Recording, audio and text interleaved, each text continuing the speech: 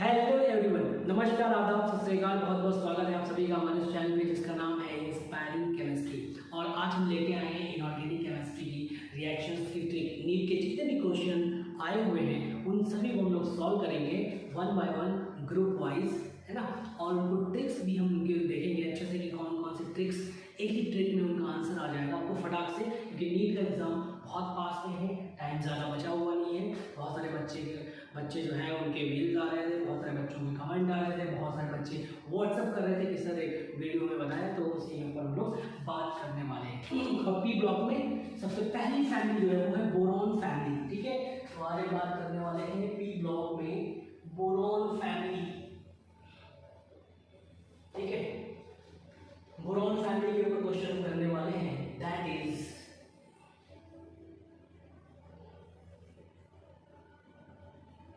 ये बेटा, है ना, बोरॉन फैमिली। तो चलिए चलते हैं क्वेश्चन नंबर 1 से शुरू करते हैं, जो कि बोरॉन फैमिली का क्वेश्चन नंबर 1।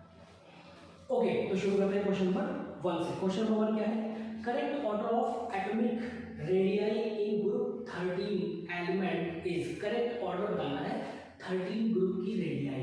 13 ग्रुप क्या है? Boron family. बोरॉन फैमिली लिख देंगे पहले। बोरॉन क्या क्या होता है? एल्यूमिनियम, गैलियम, इंडियम और क्या होता है? थैलियम। यही तो है, इसे हम लोग बोलते हैं बैंगन, आलू, गाजर इन थैला।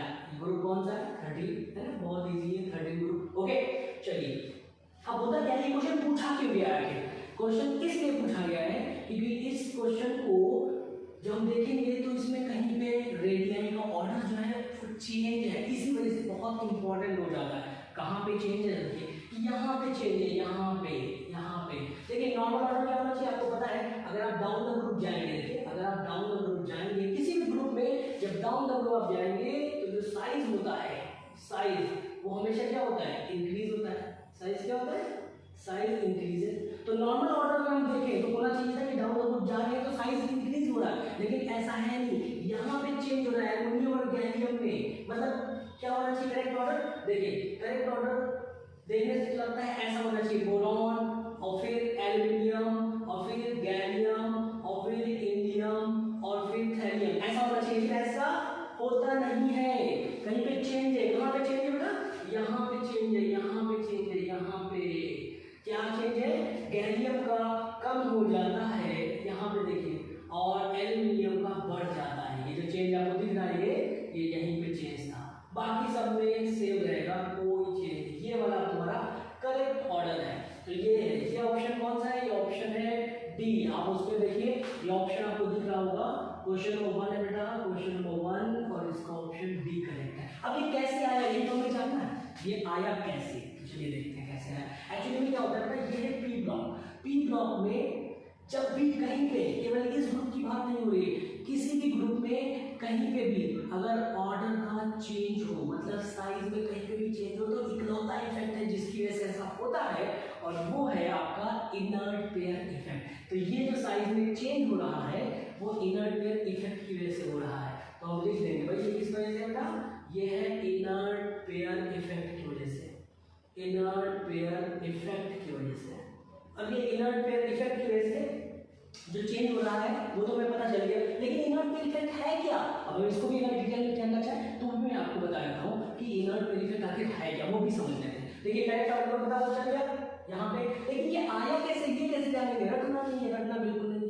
ये कैसे है वो भी हम अभी देख लेते हैं। चलिए शुरू करते हैं। इनर्ट पेयर इफेक्ट को हम आपको डिटेल में एक्सप्लेन कर लेते हैं। देखिए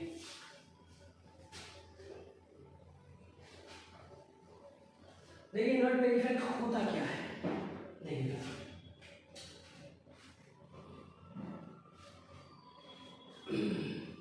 इसको भी थोड़ा फिर से लिख लेते हैं ना। ये हमारे 13 ग्रुप है, बोरॉन, एल्यूमिनियम, गैलियम, इंडियम और थैलियम, ये तो है, ठीक है। देखिए होता क्या है, ये जो आपका 13 ग्रुप है, इसमें जब आप डाउन द ग्रुप जाएंगे, कहाँ जाएंगे? डाउन द ग्रुप आप जाएंगे, जब नीचे की तरफ आप जाएंगे तो क्या होगा? डी ऑर्बिटल आने लगेगा। कौन सा ऑर्बिटल आने लगेगा? डी ऑर्बिटल आने लगेगा, डी ऑर्बिटल आने लगेगा। ये डी ऑर्बिटल आने की वजह से क्या हो जाएगा? देखो जरा बेटा, उसकी वजह से क्या हो जाएगा, ध्यान से देखना। ये बोरॉन है, बोरॉन का एटॉमिक नंबर कितना था? 5 5 को आप जरा सेल के फॉर्म में कॉन्फ़िगरेशन करें तो 2, 3 हो जाएगा, हो गया। इसको भी करें, एल्यूमिनियम कितना था 13, तो 13 को करें तो क्या हो जाएगा 2, 8, 3। मतलब ये समझ में आ गया, सबकी जो वैलेंस सेल होगी इसका एटॉमिक नंबर 31 होगा। क्या होगा 31। इसके भी लास्ट में वैलेंस में कितने होंगे, ये वैलेंस सेल के इलेक्ट्रॉन समझ में आ रहा, ये वाले हो जाएंगे। तो कहने का सेंस ये है कि 13 ग्रुप है तो सबके जो वैलेंस इलेक्ट्रॉन होंगे वो 3 होंगे, ये तो पता है। ये अब बात ये है कि इस तरह से जो कॉन्फ़िगरेशन लिखा है जरा इसे ऑर्बिटल के फॉर्म में लिख लो तो और आसान हो जाएगा इसका आंसर निकालना। ऑर्बिटल के फॉर्म में मतलब इलेक्ट्रॉनिक कॉन्फ़िगरेशन इस तरह 1s2 2s2 2p1। मतलब ये हुआ, इसका अगर मैं लिखना हो तो इसको भी लिख लो, फिर बताते हैं 1s2 2s2 2p6 3s2 3p1। जरा ध्यान से देखो, ये जो वैलेंस इलेक्ट्रॉन है ये ऑर्बिटल के टर्म में किस ऑर्बिटल में आ रहे हैं। तो देखिए 3 इलेक्ट्रॉन जो है एक p में आ रहा है और 2 s में आ रहा है, मतलब वो जो 3 इलेक्ट्रॉन है वो ये है। इसका मतलब हम ये कह सकते हैं कि जो वैलेंस इलेक्ट्रॉन है वो किस में है, जो वैलेंस इलेक्ट्रॉन है वो बेटा 2 s में है ना, और एक p में है। चलिए इस पे चलते हैं। इसी तरीके से ये भी, ये देखिए 2 s में है और एक p में है। इसी तरीके से इसको चल करते हैं, इसको भी आप करेंगे तो 31 है। 31 को कैसे करेंगे बेटा 1s2 2s2 2p6 3s2 3p6 4s2 3d10, यहाँ तक 30 हो गए और फिर आ जाएगा 4p1। यहीं पे देखो खास बात आ गई, यहीं पे खास बात क्या है बेटा, अभी तक बेटा क्या होता है जो वैलेंस इलेक्ट्रॉन आप देख रहे थे वो s और p में थे, ये भी s और p में है। इसमें भी ध्यान से देखो कि जो s और p है वो कहाँ है, ये देखो यहाँ पे s है और यहाँ पे p है, बीच में कौन सा ऑर्बिटल आ गया d। बस यही इनर्ट पेयर इफेक्ट का रीजन है। आखिर डी क्या करता है इनर्ट पेयर इफेक्ट में, जरा ध्यान से सुनिए बेटा। जब आप डाउन द ग्रुप आना शुरू करते हैं तो डी ऑर्बिटल आना शुरू हो जाता है। क्या आना शुरू हो जाता है, ध्यान से सुनना, डी ऑर्बिटल आना शुरू हो जाता है। देखिए इसमें डी ऑर्बिटल नहीं है, बोरॉन में डी ऑर्बिटल नहीं है क्योंकि 2 ही सेल है। एल्यूमिनियम में डी ऑर्बिटल, ध्यान से देखिए इसके अंदर वैकेंट डी ऑर्बिटल है, डी ऑर्बिटल में इलेक्ट्रॉन बिल्कुल भी नहीं है, तो ये भी बेकार है। डी ऑर्बिटल में इलेक्ट्रॉन आना कहाँ से शुरू हो रहा है, ये केवल देखो यहाँ से शुरू हो रहा है। यहाँ पे देखेंगे तो ये डी ऑर्बिटल बीच में आ गया, कहाँ पे आ गया, s और p के बीच में डी ऑर्बिटल आ गया। देखिए इसके आने से क्या होगा, जरा ध्यान से सुनना, इसके आने से क्या होगा बेटा, इसके आने से कुछ ये हुआ, ये मान लीजिए इसका मैं स्ट्रक्चर बना रहा हूँ 1 2nd 3rd और ये 4th सेट। ये जो है इसको पूरे को मैं यहाँ पे रिप्रेजेंट करके आपको दिखा रहा हूँ, पूरे को रिप्रेजेंट करके बेटा। ये है आपका ये 4s है और ये 4p है, उसके बीच में 3d है, तो मैं बना देता हूँ बेटा। ये आपका 4s है समझ लो इस सेल में, और बीच में है 3d और ये है आपका 4p, तो 4p1 है, ध्यान से देखो 4s2 है और जो बीच में है वो है 3d के 10 इलेक्ट्रॉन। तो ये जो बीच में 3d आपको दिख रहा है, ये इसके बीच में आने की वजह से सब प्रॉब्लम हो रही है। ये बीच में आने की वजह से क्या हो रहा है, ये बीच में आने की वजह से ये इसको रिपल्शन देगा, ये इसको जब रिपल्शन देगा तो +1 बहुत जल्दी बन जाएगा। क्यों, ये जब ये बाहर की तरफ है बेटा तो 4p को जब d के जो ये 10 इलेक्ट्रॉन दे रहे हैं ना, ये 10 इलेक्ट्रॉन जब ये बाहर की तरफ इसको रिपल्शन देगा तो बेटा ये बहुत आसानी से निकल जाएगा ये इलेक्ट्रॉन, तो +1 ऑक्सीडेशन स्टेट बहुत आसानी से आ जाएगी क्योंकि ये इलेक्ट्रॉन फटाक से निकल जाएगा क्योंकि ये बाहर की तरफ है। लेकिन इसका उल्टा, यहाँ पे जो 4s है ये अंदर की तरफ है, जब इसको ये रिपल्शन देगा तो ये अंदर की तरफ भागेगा, न्यूक्लियस की तरफ भागेगा। तो ये जो डी ऑर्बिटल है, डी ऑर्बिटल जो बीच में आ जा रहा है, इसी वजह से इनर्ट पेयर इफेक्ट क्रिएट होता है।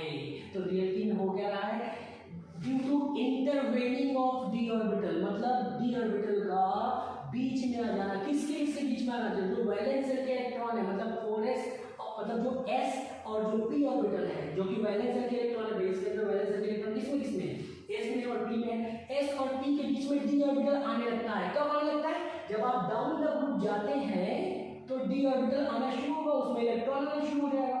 तो जब डी ऑर्बिटल के अंदर इलेक्ट्रॉन आना शुरू हो जाएगा तो वो इलेक्ट्रॉन रिपल्शन देगा दोनों को, किसको, p को देगा बाहर की तरफ, तो इसकी वजह से बहुत आसानी से इलेक्ट्रॉन निकल जाएगा। लेकिन इसी डी की वजह से एक प्रॉब्लम भी क्रिएट हो रही है कि जो s का इलेक्ट्रॉन है, जो s का इलेक्ट्रॉन है, 4s का इलेक्ट्रॉन या जो वैलेंस शेल का इलेक्ट्रॉन होता है, उसको जब ये रिपल्शन देगा तो वो न्यूक्लियस की तरफ अट्रैक्ट होगा। जब ये न्यूक्लियस की तरफ अट्रैक्ट होगा, ध्यान रखिएगा, तो ये अट्रैक्शन में चला जाएगा और जब ये अट्रैक्ट होगा, भाई ये तो रिपल्शन देगा, लेकिन इसके अट्रैक्शन की वजह से साइज क्या हो जाता है, थोड़ा सिंक्रोनाइज हो जाता है, छोटा हो जाता है। ये सब क्यों हो रहा है, ये सब और सब केवल और केवल हो रहा है डी ऑर्बिटल में इलेक्ट्रॉन आने की वजह इसलिए। तो डी ऑर्बिटल कहाँ से शुरू होना है जरा बताओ। अगर ये डी ऑर्बिटल नहीं होता तो कोई चेंज नहीं होता, साइज में कोई चेंज नहीं होता, रिपल्शन कुछ होता नहीं। लेकिन यहाँ पे जरा ध्यान से देखो, डी ऑर्बिटल कहाँ से शुरू हो रहा है, यहाँ से शुरू हो रहा है। इसके बाद देखो यहाँ भी डी ऑर्बिटल आ जाएगा, यहाँ भी आ जाएगा, तो यहाँ से तो शुरू हो गया डी ऑर्बिटल, इन सब में रहेगा डी ऑर्बिटल। ध्यान से देखो इन सब में रहेगा डी ऑर्बिटल, समझ में आ गया नहीं। तो डी ऑर्बिटल यहाँ से शुरू है।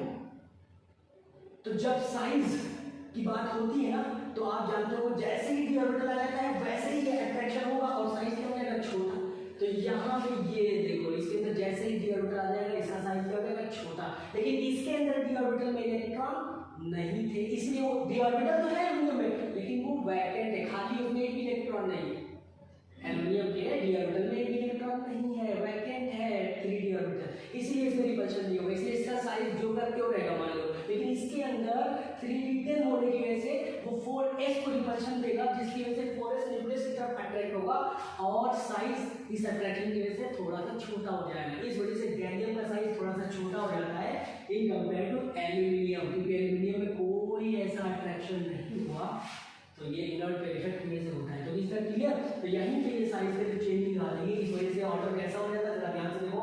नॉर्मली ऑर्डर कैसा होना चाहिए, अगर मैं इनर्ट पे इफेक्ट के बगैर बताऊं जो कि है नहीं, तो नॉर्मल ऑर्डर जो कि ये होना चाहिए था, बोरॉन, ध्यान से सुनो, एल्यूमिनियम, गैलियम, इंडियम और थैलियम, ये होना चाहिए था, ये नॉर्मल है, ये राउंड द ग्रुप जा रहा है। लेकिन ऐसा होता नहीं है, ये ऑर्डर गलत है। क्यों गलत है, क्योंकि यहाँ पे इनर्ट पे इफेक्ट लगने लगता है, किसके ऊपर लगने लगता है, इसके ऊपर बेटा, इसके ऊपर इनर्ट पेयर इफेक्ट आपका लगने लगा है इस गैलियम के ऊपर, जिसकी वजह से साइज क्या हो गया, बोलो बेटा, साइज डिक्रीज हो गया। साइज क्या हो गया, डिक्रीज हो गया। ये लो, और डिक्रीज हो गया तो किससे डिक्रीज हो गया, देखिए देखा किसमें जाता है, देखिए जहां से आपको हमेशा याद रखिएगा, छोटा सा जो ट्रिक है वो मैं समझा रहा हूँ। ट्रिक क्या है, आप हमेशा ये देखा करो कि वेरिएशन साइज में केवल वहीं पे होगा जहां पे इनर्ट पेयर इफेक्ट शुरू हो रहा है। तो आपको हमेशा कंपैरिजन करने के लिए जो याद रखना है कि आपको देखना है इनर्ट पेयर इफेक्ट शुरू कहां से हो रहा है। तो जहां से शुरू हो रहा है वहीं पे एकदम से अट्रैक्शन हुआ होगा और साइज छोटा हो गया होगा,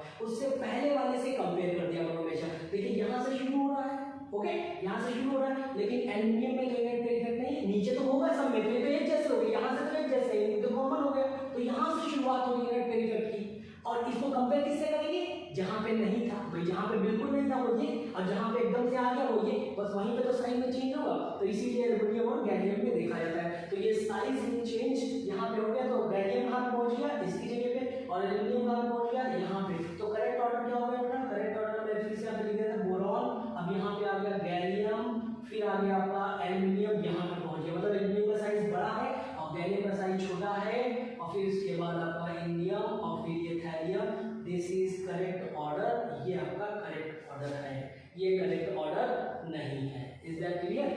चलिए अब चलते हैं क्वेश्चन नंबर 2 पे।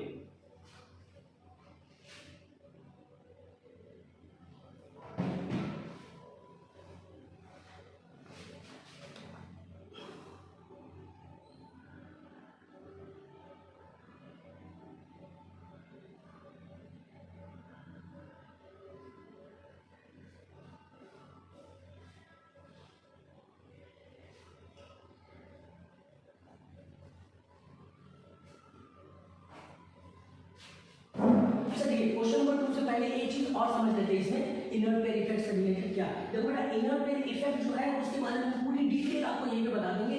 इसके बाद इनर्ट पेयर इफेक्ट पे कई बार क्वेश्चन रिपीट होता है बेटा, अगर आप अभी इसके आगे देखेंगे क्वेश्चन नंबर 3 या 4 है, जैसे कि हमने देखा था, तो उसमें भी आप देखेंगे बेटा, तो क्वेश्चन वो 2 बार आया हुआ है इनर्ट पेयर इफेक्ट पे। तो इनर्ट पेयर इफेक्ट पूरी डिटेल में मैं समझाता हूँ ताकि अगला क्वेश्चन आप अपने आप से कर सकें। देखिए होता क्या है इनर्ट पेयर इफेक्ट में, तो इनर्ट पेयर इफेक्ट में रियलिटी में हुआ क्या, ये आपको समझना क्या कि जब आप डाउन द ग्रुप जाते हैं तो डाउन द ग्रुप जाने की वजह से डी ऑर्बिटल आने लगता है, डी ऑर्बिटल में इलेक्ट्रॉन आने लगता है, क्लियर है। अब जैसे ही डी ऑर्बिटल में इलेक्ट्रॉन आना शुरू हो जाएगा तो क्या होगा, वो s और p के बीच में आ जाएगा, जिसकी वजह से वो p को रिपल्शन देगा, तो p तो बहुत आसानी से निकल जाएगा p का इलेक्ट्रॉन। लेकिन जब s को वो रिपल्शन देगा तो s न्यूक्लियस की तरफ अट्रैक्ट होगा, ये देखो, जिसकी वजह से ये 2 इलेक्ट्रॉन न्यूक्लियस की तरफ अट्रैक्ट होने की वजह से ये इलेक्ट्रॉन निकल नहीं पाते। तो जब ये चूंकि ये वैलेंस के इलेक्ट्रॉन थे, कौन से इलेक्ट्रॉन थे, वैलेंस इलेक्ट्रॉन थे, ये जब नहीं निकल पाएंगे मतलब ये इलेक्ट्रॉन न्यूक्लियस की तरफ ज्यादा अट्रैक्शन होने की वजह से निकल नहीं पाया, मतलब बेकार हो गए। इसी बेकार होने को बोलते हैं इनर्ट हो जाना। और ये दो इलेक्ट्रॉन है उसको बोलते हैं पेयर। तो इनर्ट पेयर इफेक्ट का मतलब एस के दो इलेक्ट्रॉन बेकार हो जाने को ही बोलते हैं इनर्ट पेयर इफेक्ट। और ये बेकार कैसे होते हैं, जब आप डाउन द ग्रुप जाते हैं तो डाउन द ग्रुप जाते ही डी ऑर्बिटल आना शुरू होगा, वहीं उनको बेकार करेगा, वहीं उनको रिपल्शन की वजह से ऐसी प्रॉब्लम क्रिएट करेगा। इसलिए डाउन द ग्रुप जब आप जा रहे होते हैं तो एस दो इलेक्ट्रॉन का बेकार हो जाना ही कहलाता है इनर्ट पेयर इफेक्ट। तो inert pair effect down the group क्या होता है, इंक्रीज होता है। तो जरा पॉइंट नोट करिए, inert pair effect down the group increase होता है। और इनर्ट पेयर इफेक्ट हो क्यों रहा है, डी ऑर्बिटल में इलेक्ट्रॉन आ जाने की वजह से। ये क्लियर हो गया। अच्छा, अब जरा इसका दूसरा पॉइंट समझिए कि इनर्ट पेयर इफेक्ट की वजह से और क्या क्या होता है।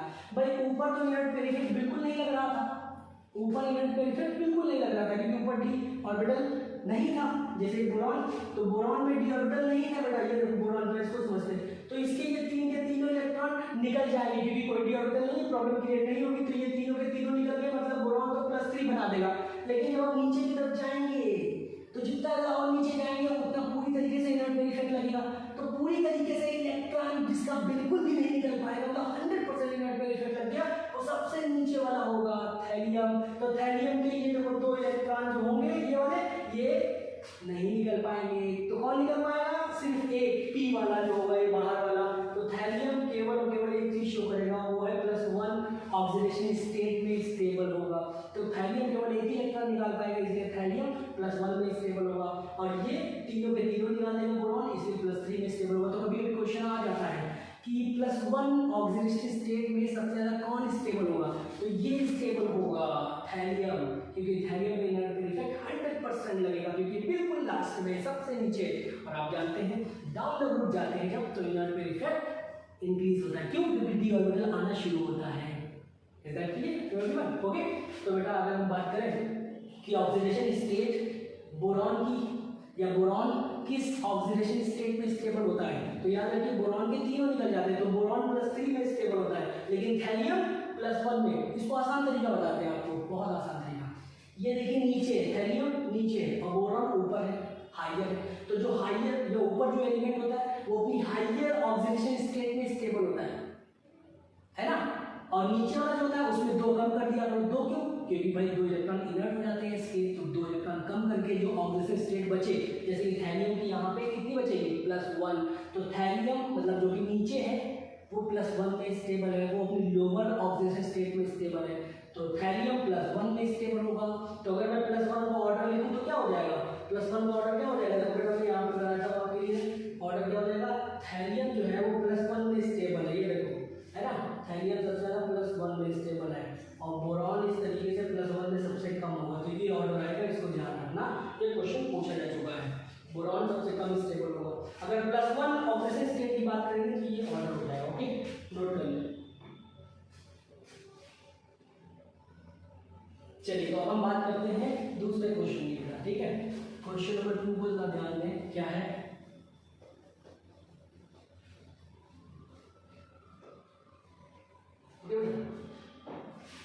ठीक है। क्वेश्चन नंबर 2 की बात हो रही है। क्वेश्चन नंबर 2 को जरा ध्यान से देखिएगा। क्वेश्चन नंबर 2 है हमारा,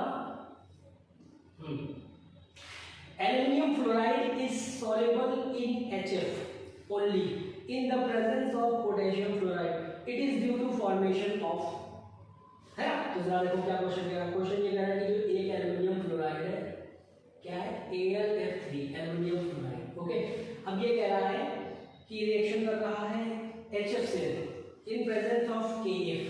तो यहाँ पे 2 चीजें हैं, जरा ध्यान सुनो, KF है ना, और साथ में ये कह रहा है कि HF के साथ रिएक्शन कर रहा है। तो जरा ध्यान से एक चीज को देखो, ये AlF3 है, देखो ध्यान से, AlF3 और ये क्या है, KF। तो हमेशा याद रखिए अगर कोई भी जो भी रिएक्टिव स्पीसीज है, चाहे किसी का प्रेजेंस हो, चाहे कोई आपस में रिएक्ट कर रहा हो, कोई भी स्पीसीज हो, इन सभी स्पीसीज में आप केवल ये देखना क्या कोई S ब्लॉक का मेटल है। ये देखो पोटेशियम है, पोटेशियम किस ब्लॉक का मेटल बेटा, S ब्लॉक का मेटल है। पोटेशियम कहाँ का है, ये देखो S ब्लॉक का मेटल है। ओके, अब यहाँ पे देखो ये कौन सी है, एक और मेटल, 2 मेटल दी हुई है, और जो दूसरी मेटल है जो एल्युमिनियम है, इसके पास वैकेंट डी ऑर्बिटल, क्या है, वैकेंट डी ऑर्बिटल, ये लो। तो बेटा हमेशा ध्यान रखिए अगर कोई भी ऐसी स्पीसीज रिएक्ट कर रही है जिसमें इनके पास वैकेंट डी डी ऑर्बिटल है और एक s ब्लॉक की मेटल है, तो याद रखिएगा हमेशा क्या बनेगा,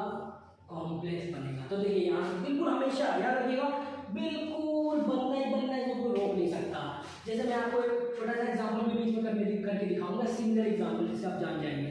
पहले तो ये देखो, ये कॉम्प्लेक्स क्यों बन रहा है, कॉम्प्लेक्स क्यों बन रहा है, कॉम्प्लेक्स हमेशा तब बनेगा जब कभी भी कोई भी s ब्लॉक की मेटल हो और किसी दूसरी मेटल से रिएक्शन कर रही हो जिसमें वैकेंट डी ऑर्बिटल हो। भाई एल्युमिनियम के पास तो वैकेंट डी ऑर्बिटल है, आप चाहो तो इसको ट्राई कर लो।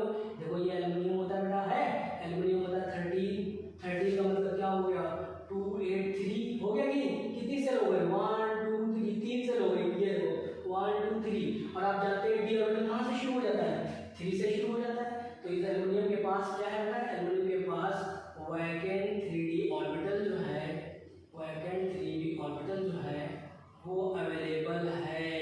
ये इसकी वजह से ये क्या बनेगा, कॉम्प्लेक्स फॉर्म करेगा। क्या बनेगा, कॉम्प्लेक्स फॉर्म करेगा। अब बेटा कौन सा कॉम्प्लेक्स बनेगा वो देखो, वही बताया बेटा, जरा ध्यान से सुनना। यहाँ पे कॉम्प्लेक्स कैसा होता है, ये इस तरीके का होता है। ये देखो ये स्क्वायर ब्रैकेट हो गया है ना, उसके अंदर एल्युमिनियम मेटल है देखो, और एक ऑप्शन दिया हुआ है यहाँ पे AlF6 और यहाँ पे दिया हुआ है K3। जरा ध्यान देखो इस ऑप्शन में, ये क्यों बनेगा, बाकी क्यों नहीं बनेंगे, उसको जरा ध्यान से देखो।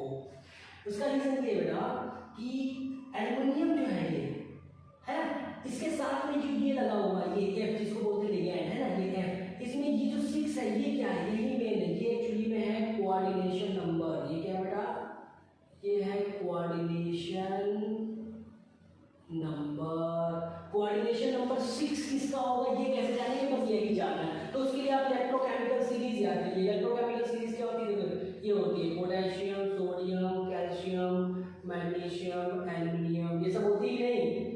फिर यहाँ पे होता है जिंक, इस तरीके से बहुत सारे होते हैं। फिर हाइड्रोजन होता है और उसके नीचे हो जाता है कॉपर, फिर Hg, फिर Ag, फिर Au, फिर प्लैटिनम, इस तरीके से रहता है।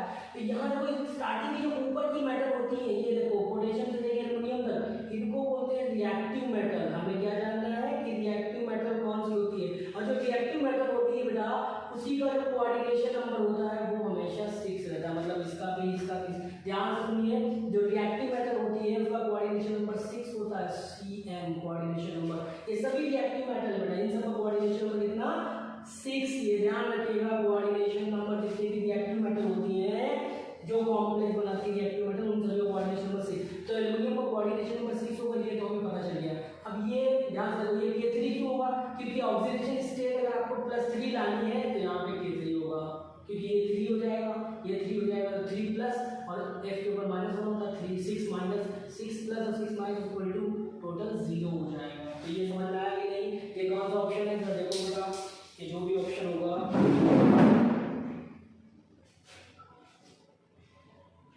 देखिए कौन सा ऑप्शन है, मैं आपको बता देता हूँ।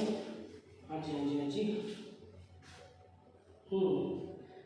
सेकेंड ऑप्शन ऐसा दिया हुआ है, किसने दिया हुआ है, सेकेंड ऑप्शन, मतलब सेकेंड क्वेश्चन का ऑप्शन नंबर ये है आपका बी, ये आपका करेक्ट है। ओके, बी ये वाला समझ में आ गया।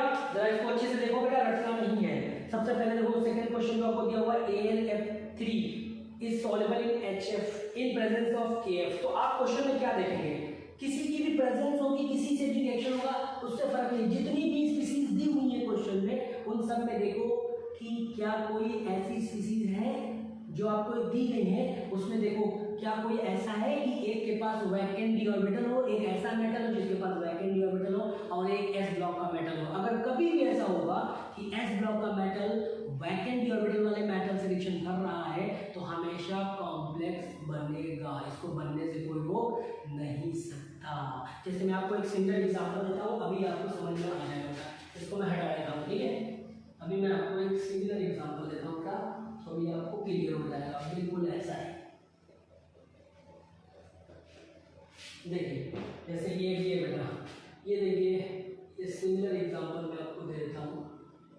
सिमिलर एग्जांपल करके देखिए क्या है, देखिए ये है FeCl का होल ऑफ थ्राइस, और ये रिएक्शन कर रहा है KCl से। बताइए क्या इसमें सिमिलरिटी आपको शो हो रही है। देखिए बेटा, ये जो दिख रहा है ये K, ये S ब्लॉक का मेटल है, ये कहाँ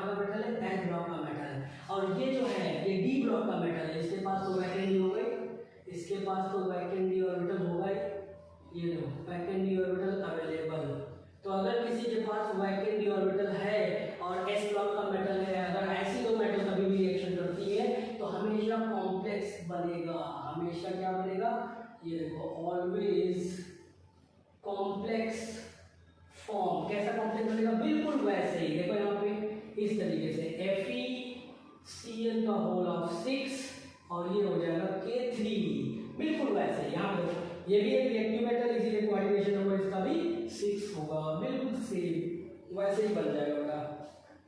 इज दैट क्लियर एवरीवन? तो अभी हम चलते हैं क्वेश्चन नंबर 3 पे, है ना। क्वेश्चन नंबर 3 क्या है, चलिए क्वेश्चन नंबर 3 देखिए बेटा। The stability of +1 oxidation state among aluminium, gallium, indium and thallium increases in the sequence। ये तो आपको बता चुके हैं, ये इनर्ट पेयर इफेक्ट की वजह से ऑक्सीडेशन स्टेट पे इफेक्ट पड़ता है आपको यार। इनर्ट पेयर इफेक्ट की वजह से क्या होता है, डाउन द रूट जो आप जाते हैं तो S के 2 इलेक्ट्रॉन इनर्ट हो जाते हैं। किस वजह से, क्योंकि डाउन द रूट जाते ही डी ऑर्बिटल आने लगता है, जो S के जो वैलेंस के 2 इलेक्ट्रॉन है उनको न्यूक्लियस की तरफ फेंक देता है, जिसकी वजह से वो अट्रैक्शन फील करने लगते हैं और बाहर निकल नहीं पाते, इसलिए वो बेकार हो जाते हैं। अभी हमने आपको बताया था। इसलिए +1 ऑक्सीजन स्टेट की स्टेबिलिटी सबसे ज्यादा किसकी होगी, थैलियम की, तो और सबसे कम किसकी होगी, बोरॉन की। सबसे ज्यादा थैलियम की होनी चाहिए। ऑप्शन चेक करो कौन सा है, ऑप्शन है फर्स्ट ऑप्शन, जरा चेक करो फर्स्ट ऑप्शन। ये देखो ये आपका दिया हुआ है, मैं यहाँ पे बनाया हूँ आपको उसको हटा के।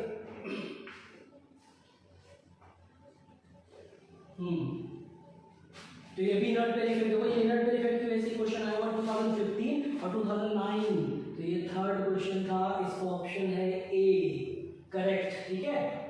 ये देखो एल्यूमिनियम, यहाँ पे होता क्या है, यहाँ पे बोरॉन है, एल्यूमिनियम है, गैलियम है, इंडियम है और थैलियम, यही तो है। और आप जानते हैं कि +1 ऑक्सीजन स्टेट में ये स्टेबल होता है, ये स्टेबल है कि नहीं। ये अब ये है क्यों, ये है due to inert pair effect, due to inert pair effect. अभी हमने आपको बताया इनर्ट पेयर इफेक्ट बहुत इंपॉर्टेंट है, बहुत रिपीटेड है, हम आपको बता चुके हैं, ठीक है, ध्यान रखना। तो थैलियम सबसे ज्यादा स्टेबल होगा, तो ये अगर हम ऑर्डर लिखें तो क्या हो जाएगा, बोरॉन सबसे कम और थैलियम सबसे ज्यादा स्टेबल। तो ये इस तरीके से ऑर्डर आप बना दीजिए, बोरॉन सबसे कम और थैलियम सबसे ज्यादा। ऐसा ऑप्शन हो गया ये वाला, ए वाला, है ना। इसमें देखो क्या होता है, बोरॉन नहीं दिया हुआ है, एल्युमिनियम से शुरुआत है, कोई बात नहीं, एल्युमिनियम हो जाएगा, यहाँ से शुरुआत कर देंगे। जो भी दे दे ऑप्शन में आप आराम से निकाल सकते हैं। उसके बाद आता है क्वेश्चन नंबर 4 की बात करते हैं। चलिए क्वेश्चन नंबर 4 कर दीजिएगा। क्वेश्चन नंबर 4 क्या है, aluminium chloride form dimer because क्यों बनाता है। फर्स्ट ऑप्शन क्या है, देखिए बिलोंग्स टू थर्ड ग्रुप, नहीं ये तो 13 ग्रुप से बिलोंग करता है, ये बिल्कुल गलत है। Can have higher coordination number, हाँ यही सही है। एल्युमिनियम का कोऑर्डिनेशन नंबर 6 होता है, नोट करें जल्दी से नोट करें, अभी आपने किया था। एल्युमिनियम कोऑर्डिनेशन नंबर 6 तक हो सकता है, 6 मैक्सिमम है इसका। क्यों ऐसा है, इसका रीजन सुन लीजिए। इसका ऑप्शन तो हो गया second, can have higher coordination number, और इसका आंसर मतलब हायर कोऑर्डिनेशन नंबर होता भी क्यों है, ये भी अगर हम जानना चाहें तो it has vacant 3d orbital, लिखो it has vacant 3d orbital. चलिए मैं इसको लिख देता हूँ। क्वेश्चन नंबर 4 की बात हो रही थी, तो क्वेश्चन नंबर 4 का कौन सा ऑप्शन हो जाएगा, बोलो बेटा जल्दी से बोलो, कमेंट करो, कमेंट में लिखो फटाफट। ये हो जाएगा 4 का सेकंड, मतलब 4th का ऑप्शन है बी। क्या है, can have higher coordination number, ये ऑप्शन दिया हुआ हायर कोऑर्डिनेशन नंबर। ये क्यों होता है, ड्यू टू, मैं ये भी लिख देता हूँ, due to availability of vacant 3d orbital, due to availability of vacant 3d orbital. समझ में आ गया बेटा, क्वेश्चन नंबर 4 हो गया। ओके फटाफट करते हैं क्वेश्चन नंबर 5। अब हम चलते हैं क्वेश्चन नंबर 5 पे। बेटा 5 और भी इजी है, जरा ध्यान से देखो, 5 और भी इजी। 5 में क्या कह रहा है, 5 में क्या कह रहा है देखो, 5 कह रहा है बेटा, which one of the following element is unable to form MF6। ये तो है unable to form MF6। Okay question number 5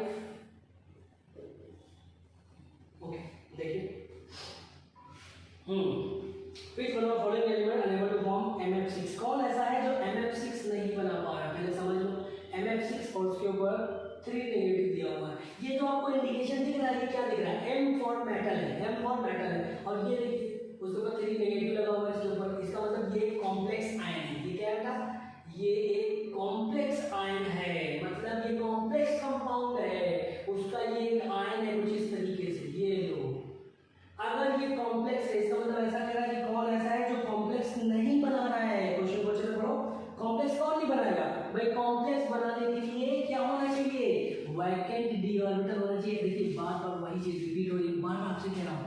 question number first से शुरू करिए या सेकंड पढ़िए, बार बार कहीं ना कहीं। अभी हमने एक आपको कराया था पोटेशियम फ्लोराइड का एल्युमिनियम फ्लोराइड के साथ रिएक्शन HF के साथ हमने कराया था पोटेशियम फ्लोराइड के प्रेजेंस में, है ना। उसमें क्या था कि कॉम्प्लेक्स कब बनता है, तो कॉम्प्लेक्स अगर कहीं पे भी वैकेंट डी ऑर्बिटल है तो कॉम्प्लेक्स बनने से कोई रोक नहीं सकता। तो यही चीज यहाँ पे आ गया कि कौन सा है जो कॉम्प्लेक्स नहीं बनाएगा, ये पूछा। इसके पास वैकेंट डी ऑर्बिटल नहीं होगा, कॉम्प्लेक्स नहीं बनाएगा। ऐसा बोरॉन होता है तो वैकेंट डी ऑर्बिटल इसके पास नहीं होगा, बोरॉन के पास। बोरॉन किसमें दिया हुआ है, C, थर्ड ऑप्शन में। तो यहाँ पे लिख दीजिए बोरॉन, देखो बेटा, boron does not have vacant D orbital, hence does not form complex। ठीक है, बोरॉन नहीं बनाएगा। देखो बेटा यहाँ पे बोरॉन 5 है, 5 का मतलब 2, 3, इसके पास तो 2 ही सेल है। और डी ऑर्बिटल कहाँ से शुरू होता है, कम से कम थर्ड से तो होनी चाहिए, तो थर्ड से तो इसके पास है ही नहीं, इसके पास 2 ही सेल है, तो वैकेंट डी ऑर्बिटल नहीं है। इसलिए ऑप्शन हो जाएगा आपका 5 का C, बोरॉन। ओके, चलिए क्वेश्चन नंबर 6 की बात करते हैं हम लोग।